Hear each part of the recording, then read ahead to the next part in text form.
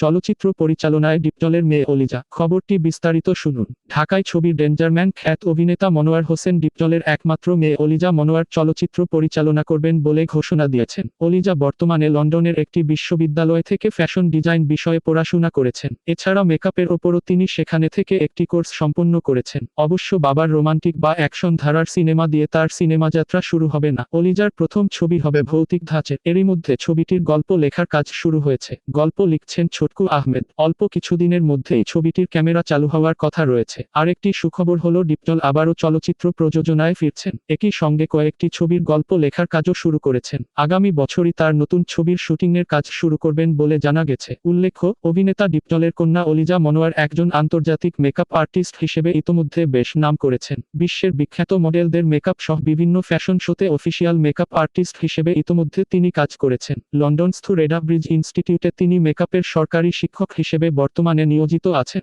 Fashion শোতে বিশ্বখ্যাত মডেলদের সাথে কাজ করার পাশাপাশি একটি সিনেমায়ও লিড মেকআপ আর্টিস্ট হিসেবে কাজ করেন। মেরি হেলেন ভেট পরিচালিত স্বল্পদৈর্ঘ্য চলচ্চিত্র সামান্থাস চেস এ তিনি পুরো মেকআপের দায়িত্বে ছিলেন। এ সিনেমাটি এবারের কান চলচ্চিত্র উৎসবে শর্ট ফিল্ম শাখায় প্রদর্শিত হয়েছে। দেশ ও বিদেশের এ ধরনের সর্বশেষ খবর জানতে সাবস্ক্রাইব করে সাথে থাকুন।